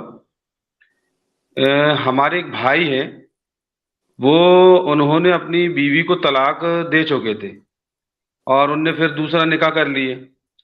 اب مسئلہ یہ آ رہا ہے کہ پہلی بیوی سے ان کا بیٹا ہے اور وہ کہتے ہیں کہ جو ہم نے طلاق جو دیے تھے وہ کورٹ سے طلاق نہیں ہوئی ہے، اور دوسری بات یہ کہ مجلس میں مطلب بیٹھ کے 3 طلاق پوری مکمل نہیں ہوئی ہے، تو کیا یہ طلاق ہو چکی ہے یا پھر وہ طلاق وہ ان سے دوبارہ مل سکتے ہیں یا پھر سے نکاح ہو سکتا ہے؟ کیا اس میں تھوڑی سی وضاحت کریں۔ دیکھیے، طلاق دینے کے لیے پہلی بات تو کورٹ جانا ضروری نہیں ہے، دوسری بات طلاق دینے کے لیے مجلس میں بیٹھ کر کے طلاق دینا ضروری نہیں ہے۔ اگر کوئی آدمی اپنی بیوی کو اکیلے میں بھی طلاق دے دے تو طلاق ہو جائے گی۔ اگر کوئی اکیلے میں بھی اپنی بیوی کو طلاق دے دے، یہاں تک کہ آپ اپنے کمرے میں بیٹھے ہوئے ہیں، بند کمرے میں، اگر آپ تنہائی میں بولیں کہ میں اپنی بیوی کو میں نے طلاق دیا، اس کے بعد آپ کل کو پرسوں کو جا کر کے اسے بتا دیں، طلاق ہو گئی۔ طلاق کے لیے ضروری نہیں ہے۔ طلاق میں دیکھیے وہ چیزیں جن کا تعلق طرفین کی رضامندی سے ہوتا ہے، اس میں ضروری ہوتا ہے کہ دونوں آمنے سامنے ہوں۔ جس چیز میں طرفین کی رضامندی شرط نہیں ہے، اس میں مجلس وغیرہ کا مسئلہ ہی نہیں ہے۔ اور کوئی بھی کسی بھی مذہب میں، کسی بھی فقہی مذہب میں ایسا نہیں ہے کہ طلاق کے لیے بیوی کی رضامندی ضروری ہے۔ نکاح کے لیے تو ضروری ہے، طلاق کے لیے بیوی کی رضامندی ضروری نہیں ہے۔ تو بغیر مجلس میں بیٹھے ہوئے، بغیر بیوی کے سامنے جائے ہوئے بھی اگر کوئی طلاق دیتا ہے تو وہ طلاق ہو جائے گی۔ سب سے پہلے اس مسئلے کو سمجھ لیجیے۔ دوسری بات یہ کہ اگر انہوں نے ابھی پہلی بار طلاق دیا ہے، پہلی بار اگر انہوں نے طلاق دیا ہے اپنی بیوی کو، तो चाहे एक बार तलाक बोले हों, 2 बार बोले हों, 10 बार बोले हों या जितनी बार भी बोले हों, अगर उन्होंने पहली बार अभी तलाक दिया है तो 3 महीने तक, अगली तीसरी माहवारी तक वो औरत इद्दत में होती है और इद्दत के दौरान शौहर को रुजू करने का हक होता है। लेकिन अगर इद्दत गुजर गई और उसने रुजू नहीं किया और इद्दत गुजरने के बाद फिर वो औरत चाहती है कि मैं अपने साबिका शौहर के साथ दोबारा शादी करूं, तो शादी कर सकती है, शादी कर सकती है बिल्कुल नए तरीके से, जिस तरह से एक नई शादी होती है, नई रजामंदी के साथ, नए महर के साथ, नए अरकानो शुरूत के साथ, यानी बिल्कुल जैसे नई शादी होती है, तो वो शादी कर सकती है अपने पहले शौहर से। क्योंकि ये अभी जो तलाक हुई है ये पहली तलाक है, वो हमेशा हमेशा के लिए अभी आराम नहीं हुई है। अच्छा, जज़ाकल्लाह जी। तो शेख जैसे उनको काफी अरसा हो गया है, मतलब 5-6 साल हो चुके हैं उनके साथ और उनसे कोई राब्ता भी नहीं है भाई। अगर 50 साल हो जाए, 50 साल हो जाए तब भी कोई मसला नहीं। अभी एक ही बार तो तलाक हुआ है उनका।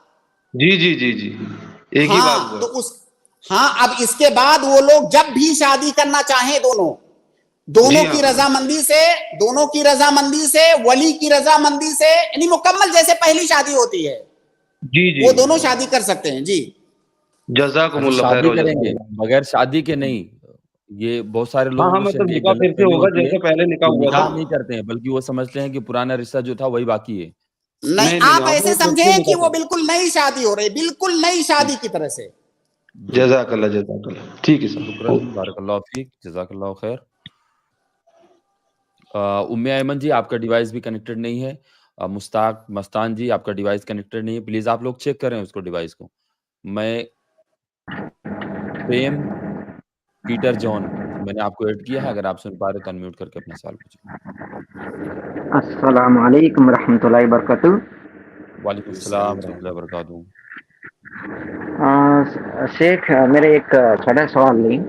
ये नेपाल में एक तबलीगी जो जमात है वो लोग एक मस्जिद बना रहे हैं, तो कि क्या बोलते हैं, ये किसी का डोनेशन देके ये बना रहे हैं, उसमें कुछ पैसा कुछ कमी हो गया लगता है, तो वो लोग ने कुछ डोनेशन के लिए, कुछ सदका के लिए कुछ बोले हैं। तो पहले स्टार्टिंग में मैं थोड़ा दे चुका हूँ, तो अभी मैं तो अल्हम्दुलिल्लाह अहले हदीस में शामिल हो चुका हूँ, तो इसलिए अभी मैं उसमें मैं पैसा ताउन कर सकता हूँ या नहीं कर सकता हूँ? हाँ, बिल्कुल कर सकते हैं, बिल्कुल कर सकते हैं। इंशाल्लाह उस पर आपको अज्र मिलेगा। जो तबलीगी जमात के लोग हैं वो भी हमारे भाई हैं, वो भी मुसलमान हैं। अगर उनसे कुछ गलतियां उनके अंदर हैं तो इसका मतलब ये नहीं कि वो मुसलमान नहीं है। और मस्जिद अल्लाह का घर है, वो इबादत करने के लिए ही बनाई जा रही है। आप बिल्कुल मदद करें और इंशाल्लाह उस पर आपको अज्र मिलेगा। जी, उम्मीद है कि आपके सवाल का जवाब हो गया होगा। बारकल्लाह फीक। मैं मोहम्मद दानिश जी, मैंने आपको ऐड किया है, अगर आप सुन पा रहे हैं तो प्लीज अनम्यूट करके अपना सवाल पूछें। अस्सलाम वालेकुम रहमतुल्लाहि व बरकातुहू। अस्सलाम रहमतुल्लाहि व बरकातुहू। शेख मोहतरम, मेरा सवाल ये है, बराहे करम मैं ये सवाल करने से पहले ये बता रहा हूँ कि ये मत कहिएगा कि इसका जवाब बहुत बार हो चुका है। मेरा सवाल शेख ये है, कुफ्र क्या है, उसके शराइत क्या है और कुफ्र का हुक्म कौन लगाएगा? फिर इसी के साथ मिलता जुलता शेख कि जैसे मिसाल के तौर पर कोई शख्स है, उसकी दादी है जो नमाज नहीं पढ़ती, उसका भाई है नमाज नहीं पढ़ता, अब ये क्या कहते वो काफिर हो गया, नमाज नहीं पढ़ता ये काफिर है, हमें उससे बात नहीं करना, यानी कतई ताल्लुक हो जाना। या इसी तरह से अपना सगा भाई है जो एक फैमिली में, एक घर के में रहता है, अब वो नमाज नहीं पढ़ता है, ये कहना कि ये काफिर है, नमाज नहीं पढ़ता है, हम उससे बात नहीं करते, ये कहाँ तक सही और दुरुस्त है शेख? दानिश भाई, सबसे पहले तो मैं ये पूछना चाहता हूँ कि क्या आप किसी की तकफीर करना चाहते हैं? नहीं शेख, कोई बिल्कुल ऐसा नहीं। हाँ, नहीं शेख, ऐसा मेरा कुछ भी मकसद नहीं है, बस मुझे हकीकत यही जाननी है। क्योंकि देखिए हकीकत जितने सुनिए, देखिए सुनिए, जो वो चीज जिससे आपको फायदा होने वाला है और जितना जानना आपके लिए बेहद जरूरी है, मैं वो बताता हूं। देखिए, जैसे हमारी शरीयत के अंदर कुछ आमाल ऐसे हैं जिनके बारे में हमारी शरीयत ने बता दिया है कि फला फला अमल करोगे तो ये अमल कुफ्र है।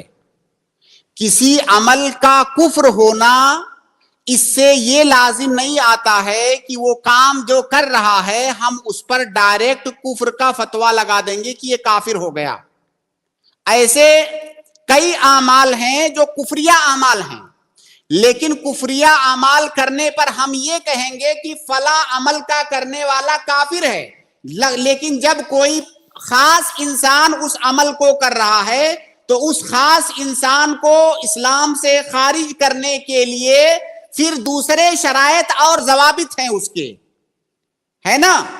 तो जो वो अमाल जो इस्लाम से खारिज करने वाले हैं उनको नवाक़िज़े इस्लाम कहा जाता है। इस पर बाकायदा किताबें लिखी गई हैं। अगर हम मुकम्मल उस पर बात करना चाहें तो मेरे ख्याल से कम हमें 1 घंटे का लेक्चर चाहिए उस पर। वो 10 नवाक़िज़े इस्लाम हैं। अब अगर हम 10 पर बात करें तो पहली बात तो बहुत सारे हमारे नाजरीन में से बहुत सारे लोग ऐसे हैं जिनके लिए ये मसला बसा औकात बजाय फायदे के नुकसानदेह हो जाएगा, इसलिए कि आज हम देख रहे हैं कि तकफीर के बारे में इतना ज्यादा लोग पूछते हैं, जबकि अल्लाह ताला ने उनको मुकल्लफ नहीं बनाया है तकफीर करने का या किसी को इस्लाम से खारिज करने का। तो अगर कोई आदमी कुफरिया अमल कर रहा है तो हम ये कहेंगे कि ये अमल कुफरिया है, लेकिन हम उस पर इस्लाम से खारिज होने का हुक्म हम नहीं लगाएंगे, बल्कि ये उलमा का काम है। और इससे पहले की स्ट्रीम में हम लोग बहुत तफसील से इस पर बात किए थे कि तकफीर मुअय्यन के लिए बहुत सख्त किस्म के शरायत हैं, जैसे कि वो इंसान जाहिल ना हो, उस इंसान के पास तावील ना हो, उस इंसान पर हुज्जत कायम कर दी गई हो, वो इंसान मुकल्लिद ना हो, वो इंसान मुकरह ना हो, बहुत सारे शुरूत हैं। तो ये सारे शुरूत देख करके और पूरी तरह से कंफर्म करने के बाद जो उलमा जिनके पास इनका इल्म है, जो रासिखीन फिल इल्म हैं, वो उलमा उस पर फैसला सुनाएंगे। कोई आम आदमी को ये इजाजत नहीं दिया गया है कि किसी आदमी को कुफरिया अमल करते हुए देखो और कह दो कि तुम इस्लाम से खारिज हो गए। तो लिहाजा एक आम आदमी को कोशिश ये करनी चाहिए कि जितना भी मुमकिन हो सके अपने आप को इन चीजों से दूर रखे, क्योंकि आपको इसका मुकल्लफ नहीं किया गया है। हाँ देखिए, अगर कोई इंसान काफिर है तो उसको काफिर समझना हमारे ऊपर वाजिब है। अगर हम उसको काफिर नहीं समझ रहे हैं तो ये गलत है, बल्कि उसको काफिर ना समझना भी कुफ्र है। लेकिन सवाल यह है कि जब कोई इंसान के काफिर होने का फैसला सुना दिया गया हो और पक्का हो गया हो कि ये काफिर है, तब उसको काफिर समझना है। ये नहीं कि कोई आदमी कुफरिया अमल कर रहा है तो हम कह देंगे कि भाई कुफरिया अमल कर रहा है, अब अगर हम इसको काफिर नहीं कहेंगे तो हम भी इस्लाम से खारिज हो जाएंगे। कुफरिया अमल करना अलग बात है, किसी का इस्लाम से खारिज होना ये अलग बात है। शुक्रिया शेख, जज़ाकल्लाह खैर। ये शेख जो यानी जैसे भाई है नमाज नहीं पढ़ रहा है, उसको हम यानी उसे कतई ताल्लुक हो जाना, बातचीत ना करना एक फैमिली में रहते हुए, ये कहाँ तक दुरुस्त है शेख?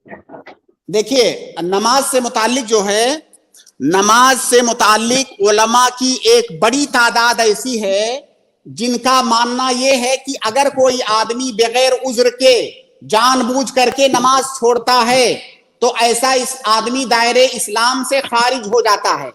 इस दौर के बेशतर सऊदिया के बेशतर उलमा का यही फतवा है, जबकि वहीं पर एक दूसरी राय है कि दायरे इस्लाम से खारिज तो नहीं होता है, लेकिन वो बहुत बड़ा गुनाह कर रहा है। तो मैं ये कहता हूं, हमेशा इस मसले में मैं दोनों तरफ में से किसी कौल पर फतवा नहीं देता हूं। मैं ये कहता हूं कि एक ऐसा अमल जो इतना खतरनाक है कि जिसके करने पर उलमा की एक बड़ी जमात ने आपको दायरे इस्लाम से खारिज कर दिया है, आपको डर क्यों नहीं महसूस होता है वो काम करते हुए? तो अगर आपके फैमिली में, आपके जानने वालों में, दोस्त अहबाब में ऐसा कोई कर रहा है तो उसको आप यही बात बताइए कि ये काम जो आप कर रहे हो ये इतना खतरनाक और इतना डेंजर है कि इस पर उलमा ने ऐसा ऐसा कहा है। और अगर आपको लगता है कि उससे कतई ताल्लुक करने पर फायदा होगा, उसको अफसोस होगा, शर्मिंदगी होगी, तो आप कतई ताल्लुक कर लीजिए, ताकि हो सकता है वो सुधर जाए। लेकिन बसा औकात कतई ताल्लुक करने पर और बड़ा नुकसान होगा। वो अभी तो थोड़ा सा जो है गुनाह कर रहा है, बाद में पता चला कि वो पक्का मुल्हिद हो गया, बाद में पता चला कि वो दायरे इस्लाम से ही निकल गया, मुर्तद हो गया। तो आप देखिए कि मसलहत किस चीज में है, क्या उसके करीब रह करके समझाने में फायदा है या उसको छोड़ देने में फायदा है। जिस चीज में फायदा हो आप वहां पर हालात के हिसाब से देखिए, मैनेज कीजिए उसको। जी मोहम्मद दानिश भाई, उम्मीद है कि आपके सवाल के जवाब। शुक्रन, बारकल्लाहु फीक। बिनते हवा जी, मैंने आपको ऐड किया है, अगर आप सुन पा रहे हैं तो प्लीज अनम्यूट करके अपना सवाल पूछें। बारकल्लाहु फीक से शेख, अस्सलाम वालेकुम रहमतुल्लाहि व बरकातहू। अच्छा, जिन लोगों का डिवाइस कनेक्टेड नहीं था उनको यहाँ से एग्जिट किया गया है, तो प्लीज आप लोग अपना डिवाइस चेक करके सीधा आ जाएं, या तो फिर कमेंट बॉक्स में प्राइवेट चैट में आप अपना सवाल लिख सकते हैं। जी जी शेख, दक्तुर नसीम साहब से मेरा ये सवाल था कि जब मतलब शौहर कुछ हुकूक अदा नहीं करता और उसको मतलब कितना भी समझाएं हुकूक अदा नहीं होते, तो क्या मतलब बीवी के लिए ये जायज़ है कि चंद दिन के लिए उसकी इस्लाह के लिए बातचीत छोड़ दे, जबकि ये हदीस है कि 3 दिन तक किसी भी मोमिन से बातचीत छोड़ना सही नहीं है। तो शौहर की इस्लाह के लिए क्या ऐसा कर सकते हैं शेख? जज़ाकल्लाहु खैर। देखिए अगर वो हुकूक अदा नहीं कर रहा है तो गलत कर रहा है, वो गुनहगार है, ठीक है। अब गुनाह का जवाब गुनाह से नहीं देना है, गुनाह का जवाब गुनाह से नहीं देना है। जैसे मान लीजिए कुछ हुकूक की अदायगी नहीं कर रहा है, शौहर के ऊपर बीवी के कुछ हुकूक वाजिब हैं जिनको अदा करना जरूरी है, अगर अदा नहीं करेगा तो गुनहगार होगा। इसी तरह से बीवी के ऊपर भी शौहर के कुछ हुकूक हैं, अगर वो बीवी उसे अदा नहीं करेगी तो गुनहगार होगी। अब शौहर के हुकूक में से बीवी के ऊपर एक हक ये है कि बीवी शौहर की इताअत और फरमाबरदारी करे। जब वो अल्लाह की मासियत का हुक्म दे, किसी गलत काम का हुक्म दे, तो इताअत फरमाबरदारी नहीं करनी है। जब तक वो अल्लाह की मासियत का हुक्म नहीं दे रहा है या कोई ऐसा काम करने के लिए नहीं कह रहा है जो आपकी इस्तिताअत में नहीं है, उस वक्त तक आपको उसकी इताअत और फरमाबरदारी करनी है। ये आपके ऊपर वाजिब है। शौहर के ऊपर वाजिब ये है कि बीवी के जितने भी हुकूक हैं वो अदा करे। अब इन दोनों फरीकैन में से अगर कोई फरीक अपना कोई हक नहीं अदा करता है तो वो गुनहगार है और गुनाह का जवाब गुनाह से नहीं दिया जाएगा। जी ठीक, लेकिन ऐसा मतलब ऐसे हालात आ जाते हैं कि गुस्सा हो जाते हैं, फिर मतलब इस क्या देखिए मैं आपको बताता हूं, अगर आपको लगता है कि 1 दिन 2 दिन बात ना करने से या नाराज हो जाने से मसला सही हो जाएगा, इस्लाह हो जाएगी, तो बेशक आप कर लीजिए। लेकिन मैं नहीं समझता हूं, वल्लाहु आलम, मैं नहीं समझता हूं कि इससे इस्लाह होगी, इससे मामलात और भी खराब होंगे। इसलिए देखिए आइली मसाइल के जो माहिरीन हैं या जिन लोगों ने इस पर गुफ्तगू की है हमारे उलमाए इस्लाम में से, उन लोगों ने इस बात को बहुत ज्यादा अहमियत के साथ जिक्र किया है कि अगर ज़ौजैन में किसी मसले को लेकर के इख्तिलाफ होता है तो उन्हें ये काम हरगिज नहीं करना चाहिए कि दोनों बात करना बंद कर दें। बात करने से गलतफहमियां और ज्यादा बढ़ेंगी और वो जो छोटा सा मसला है वो मसला और तूल पकड़ेगा, वो बड़ा हो जाएगा। इसलिए उमूमी हालात में, जनरल हालात में ये जो बात आप कह रही हैं ये फायदेमंद नहीं है, बल्कि ये बसा औकात और ज्यादा नुकसानदेह है। और अगर किसी बीवी का मकसद बात ना करके शौहर को तकलीफ देना है तब तो वो गुनहगार भी होगी। भाई एक हदीस के अंदर है कि अगर कोई बीवी अपने शौहर की नाफरमानी करती है तो उस बीवी की नमाज कबूल नहीं होगी जब तक वो फर्मा बरदारी ना करने लगे। अब जैसे मान लीजिए शौहर से बात ना करना ये तकलीफ देने का बाइस है, शौहर से बात ना करना। अब अगर वो बात नहीं कर रही है तो इससे बड़ी नाफरमानी और क्या होगी।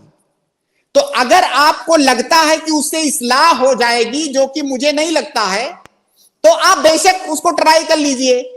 लेकिन मैं समझता हूं ये तरीका अच्छा नहीं है। कोई भी मसला हो बैठ करके बात करना चाहिए, और जब इख्तिलाफ होता है, हो सकता है शौहर की गलती हो सकता है बीवी की गलती हो सकता है दोनों की गलती हो। हर आदमी को अपनी अपनी गलती मान लेनी चाहिए, और गलती मानने का सबसे बड़ा सबूत यह है कि उस आदमी को शर्मिंदगी हो, अपने करने पर शर्मिंदगी हो। اور اپنے آنے والے آگے کے بیہیویئر سے وہ اس بات کو ثابت کرے کہ ہاں مجھے حقیقت میں شرمندگی ہے اور میں نے غلط کیا تھا, مجھے اس پر افسوس ہے. تو اس طرح معاملات صحیح ہو سکتے ہیں. باقی بات چیت بند کرنا میں نہیں سمجھتا ہوں کہ یہ مسئلے کا حل ہے. باقی میاں اور بیوی کے حقوق پر انشاءاللہ ہم آگے کی اپنی گفتگو میں چند ہفتوں کے بعد شاید آئیں, تو اس پر ہم بہت تفصیل کے ساتھ ہماری شریعت کا جو نے کتنا اہتمام کیا ہے میاں بیوی کے حقوق کو لے کر کے, اور ایک ازدواجی زندگی کو خوشگوار بنانے کے لیے کتنی زیادہ اہمیت ہے دونوں کا ایک دوسرے کے حقوق کو ادا کرنا, اس پر ہم انشاءاللہ بہت تفصیل سے بات کریں گے انشاءاللہ. شکراً شیخ, جزاک اللہ خیر. امید ہے کہ بہن کے سوال کے جواب ہو گیا ہوگا. جی الحمدللہ, جزاک اللہ خیر. بارک اللہ فیک. ام ایمن جی, میں نے آپ کو ایڈ کیا, اگر آپ سن پا رہے ہیں تو پلیز انمیوٹ کر کے اپنا سوال پوچھیں. السلام علیکم ورحمۃ اللہ وبرکاتہ. شیخ, وعلیکم السلام. میرا سوال نکاح کے ٹاپک سے تو نہیں ہے, مجھے پوچھنا ہے کہ دعا کے تعلق سے کیا ہم لوگ تشہد میں جو مسنون طریقہ ہے, آخری تشہد میں جو دعا کرتے ہیں, وہ صرف مسنون دعائیں ہی پڑھ سکتے ہیں یا اپنی زبان میں مطلب جو ہمیں حاجت ہے اس کو بھی کر سکتے ہیں؟ دیکھیے بہن, اللہ کے نبی صلی اللہ علیہ وسلم نے جب تشہد سکھلایا, غالباً عبداللہ ابن مسعود رضی اللہ تعالی عنہ کی روایت ہے, اللہ کے نبی صلی اللہ علیہ وسلم نے ان کو تشہد سکھلایا. تشہد یعنی تشہد کی جو دعا جو ہم پڑھتے ہیں تشہد کے اندر, جب آپ نے دعا سکھلایا تو دعا سکھلانے کے بعد آخر میں اللہ کے نبی صلی اللہ علیہ وسلم نے فرمایا ثم اختر ما شئت من الدعاء, یعنی جب تشہد کی دعا جو اذکار ہے اس کو پڑھ چکو, اس کے بعد جو چاہو وہ دعا کرو. جو دعا جس دعا کی آپ کو ضرورت ہے وہ دعا پڑھو. آپ چاہو تو جو معصور دعائیں ہیں, اللہ کے نبی صلی اللہ علیہ وسلم سے منقول دعائیں ہیں, آپ چاہو تو وہ دعا کرو. آپ چاہو تو اپنے الفاظ میں بھی دعا کر سکتے ہو, آپ چاہو اپنی زبان میں بھی دعا کر سکتے ہو. انسان کی ضرورتیں الگ الگ ہوتی ہیں. جو ضرورت آپ کو ہے وہ اللہ رب العالمین کے سامنے آپ رکھو, اپنی زبان میں رکھو, عربی میں رکھو, کوئی مسئلہ نہیں ہے. تو آپ جو دعا بھی چاہیں وہ دعا کر سکتی ہیں. جی, فرض نماز کے تشہد میں بھی یہی ہے نا شیخ؟ بالکل, فرض نماز ہو یا نفلی نماز ہو, سب کا ایک ہی حکم ہے. اچھا, اور ایک سوال چھوٹا ہے میرا, دعا یا قنوت. کل کے اسٹریم میں آئیے, آپ دوسرا سوال لوگوں کو ویٹ کر رہے ہیں, پلیز ایک ہی سوال آپ کام لے پائیں گے. ٹھیک ہے جی, جزاک اللہ خیر. شیخ خان جی, میں نے آپ کو ایڈ کیا ہے, اگر آپ سن پا رہے ہیں تو پلیز انمیوٹ کر کے سوال پوچھیں. ایس خان,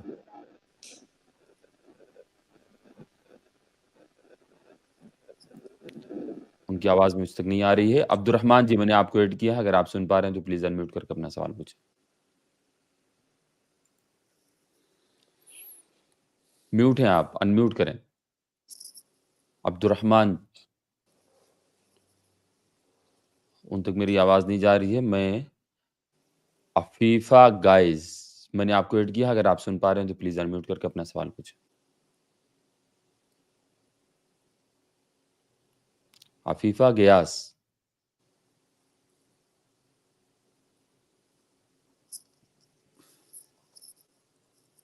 عبد الرحمان جی, میں نے آپ کو پھر سے واپس ایڈ کیا ہے, اگر آپ سن پا رہے ہیں تو پلیز انمیوٹ کریں اپنا سوال پوچھیں. جی, السلام علیکم ورحمۃ اللہ وبرکاتہ.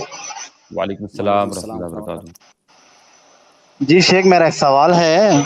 ہمارے یہاں تھوڑے لوگ ہیں دین کا دعوت کا کام بول کے اپنے ناموں کے پیچھے جو غیر مسلمانوں کے نام بھی لگا رہے ہیں اور ان کے کتابیں بھی پڑھ رہے ہیں, اور اس کے ذریعے قرآن کے ذریعے اور دوسرے مذہبی کتابوں کے ذریعے بھی دین کا دعوت بول کے پروگرامز کر رہے ہیں. اس کو شریعت کہاں تک اجازت دے گی, تھوڑا وضاحت کر دیجیے. شکریہ, جزاک اللہ. کیا مطلب وہ یعنی غیر مسلموں کی جو دھارمک یا مذہبی کتابیں ہیں ان کو پڑھ کر کے اسلام کی دعوت کیسے دے رہے ہیں؟ اسلام کی دعوت تو کتاب و سنت سے دی جائے گی. یا کوئی آپ نے کہا توحید کا بات ہوتا, اس کو لے کر جو ہے شری رام بھی ایک نبی کے طور پہ آئے تھے اور شری کرشن بھی ایک نبی تھے بول کے. نہیں, بالکل نہیں. ہمیں آپ کو دین کی دعوت دینی ہے تو دین کی دعوت کا وہی طریقہ آپ کو اپنانا ہے جو اللہ کے نبی صلی اللہ علیہ وسلم کا طریقہ تھا, جو صحابہ کرام کا طریقہ تھا. اس کے علاوہ جتنے طریقے ہیں وہ غلط ہیں. اللہ کے نبی صلی اللہ علیہ وسلم کا طریقہ کیا تھا؟ اللہ تعالیٰ کی طرف سے آئے ہوئے دین کو لوگوں کے سامنے پیش کرنا. اب ہمیں کتاب اور سنت کی شکل میں ہمیں ہمارا دین ملا ہوا ہے, ہم کتاب اور سنت کی لوگوں کو دعوت دیں گے. باقی جیسے اگر دوسروں کی مذہبی کتابوں کو پڑھنے کی ضرورت ہمیں اس لیے پڑ رہی ہے کہ ہمیں انہیں سمجھانا ہے. جیسے کچھ چیزیں, کچھ سملیرٹیز ہوتی ہیں بعض چیزوں میں, اگر ہمیں انہیں سمجھانے کی غرض سے اسے ہم پڑھ رہے ہیں یا اسے پیش کر رہے ہیں تو اس میں کوئی حرج نہیں ہے. لیکن دعوت ہمیں کتاب و سنت کی دینی ہے اور کسی چیز کی نہیں. وَمَن يَبْتَغِ غَيْرَ الْإِسْلَامِ دِينًا, اگر کوئی دین فَلَن يُقْبَلَ مِنْهُ, اسلام کے علاوہ کسی اور چیز کو دین کے طور پر آپ لے رہے ہیں, پیش کر رہے ہیں, تو یہ قابل قبول نہیں ہے. ان الدین عند اللہ الاسلام, دین سچا دین اسلام ہے, اور اسلام یہ مجموعہ ہے کتاب و سنت کا. کتاب و سنت ہی کا نام اسلام ہے. اس لیے کتاب و سنت کی دعوت آپ دیں گے. اگر اس سے آپ ہٹ رہے ہیں, جیسا کہ آپ بتا رہے ہیں کہ نبی صلی اللہ علیہ وسلم کے علاوہ کچھ دوسری شخصیات کو بھی انہوں نے, وہ لوگ کہتے ہیں کہ یہ نبی ہیں, اگر ایسا عقیدہ رکھتے ہیں تو یہ تو بسا اوقات یہ چیز کفر میں داخل ہو جائے گی. آپ یہ جو ہے گویا کہ اللہ تعالیٰ کی طرف اپنی طرف سے ایک جھوٹی بات منسوب کر رہے ہیں, یہ کفریہ بات ہے. اور جو آپ نے کہا کہ اپنے نام کے سامنے وہ غیر مسلموں کا نام لگاتے ہیں, تو یہ بھی جائز نہیں ہے. اپنے نام کے سامنے آپ اپنے باپ کا, اپنے خاندان کا نام لگائیے, دوسروں کا نام کیوں لگائیں گے؟ اللہ کے نبی صلی اللہ علیہ وسلم نے, ہمارے دین نے اس سے سخت منع کیا ہے کہ اپنے نام کے آگے آپ اپنے باپ کے علاوہ, اپنے خاندان کے علاوہ کسی اور کا نام لگائیں. یعنی باپ کا نام رہتا ہے شیخ, لیکن جیسے کہ میرا نام عبد الرحمن ہے, عبد الرحمن بھرت بول کے رکھ رہے ہیں, یہ میں نہیں لگانا. یہ مشابہت ہے, آپ کو کیا ضرورت ہے اس کی؟ کبھی ایسا ہوتا ہے ان کا سر نیم ہو سکتا ہے.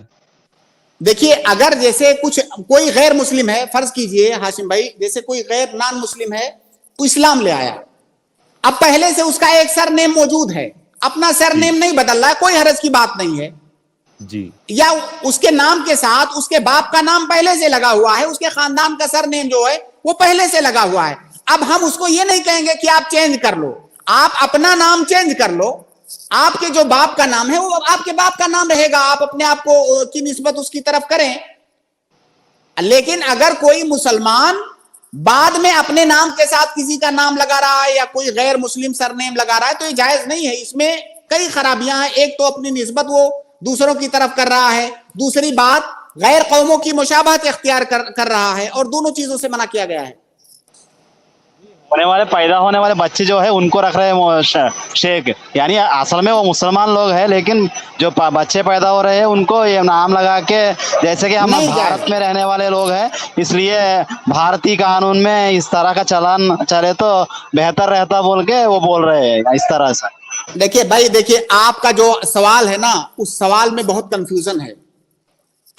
ایک ہوتا ہے جیسے میں کہوں میں انڈین ہوں, اپنے نام کے آگے میں انڈین لگاؤں, اپنے نام کے آگے میں بھارتی لگاؤں, اپنے نام کے آگے میں ہندی لگاؤں, کوئی دقت نہیں ہے. میں اپنے نام کے آگے ہندوستانی لگاؤں, کوئی دقت نہیں ہے, ہمارے ملک کا نام ہے. تو ملک کا نام یہ الگ چیز ہے. اور اگر ملک کے نام کے علاوہ میں کسی غیر مسلم فیملی کا نام اپنے نام کے سامنے لگا رہا ہوں, اس کی کیا ضرورت ہے؟ آپ کیوں لگا رہے ہو؟ یہ اس میں آپ مشابہت اختیار کر رہے ہو. تو اس لیے سوال کو مطلب کلیئر کر کے پوچھئے.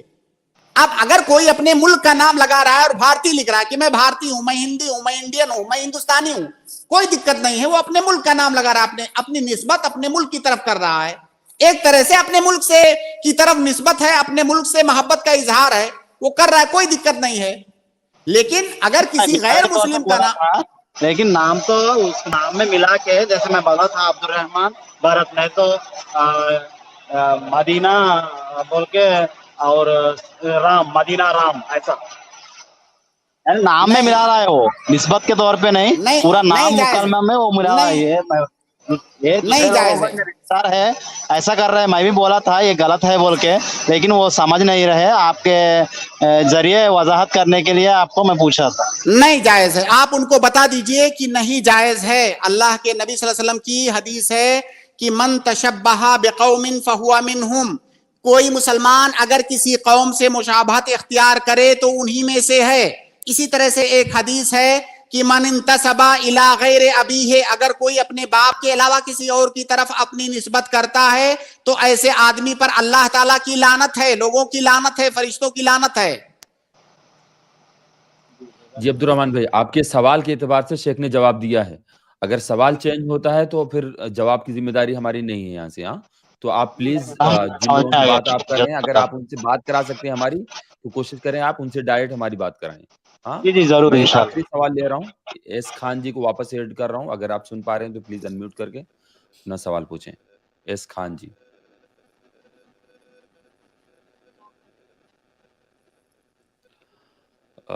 لگتا ہے وہ یہاں پر موجود نہیں ہے۔ شیخ میں اپنے پروگرام کو ختم کر رہا ہوں، اجازت۔ جی جزاکم اللہ خیرن، بارک اللہ فیکم۔ شکراً، جزاک اللہ خیر۔ ناظرین آپ لوگوں سے ریکویسٹ ہے کہ آپ لوگ کل پھر اسی ٹائم انشاءاللہ 8 سے 9 ہم اور لوگوں کے سامنے کوشش کریں کہ جلدی آئیں اسٹریم جی میں، شروع ہی میں آپ آئیں۔ لوگ بیچ میں ایک نماز کا وقت پڑ رہا ہے، اکثر لوگ آتے ہیں اور میسج کرتے ہیں کہ نماز کا وقت ہو گیا ہے، چلے جاتے ہیں وہ لوگ۔ تو بہرحال وہ لوگ اپنا سوال اسٹارٹ میں رکھ کر کے اگر جانا چاہیں تو جا سکتے ہیں، اور ہم لوگ کوشش کریں گے کہ آپ کا سوال سن لیں گے اور اس کے بعد جواب دیں گے اگر ایسا کچھ ممکن رہا تو۔ لیکن پھر بھی میں آپ لوگوں سے ریکویسٹ کر رہا ہوں کہ آپ لوگ انشاءاللہ کل پھر اسی ٹائم حاضر ہوں اور ہم آپ کے سوالوں کے جواب دینے کی کوشش کریں گے۔ ہم آپ تمام لوگوں کا شکریہ ادا کرتے ہیں، اس کے ساتھ میں شیخ محترم کو شکریہ ادا کرتے ہیں کہ وہ اپنا قیمتی وقت دے کر کے ہم تمام ناظرین کے سوالوں کا جواب دیتے ہیں۔ اللہ رب العالمین آپ کے علم میں، صحت میں برکت عطا فرمائے، آمین۔ ناظرین ہمیں اور شیخ محترم کو دیجیے اجازت، انشاءاللہ پھر ملیں گے نیکسٹ اسٹریم میں۔ السلام علیکم ورحمۃ اللہ وبرکاتہ۔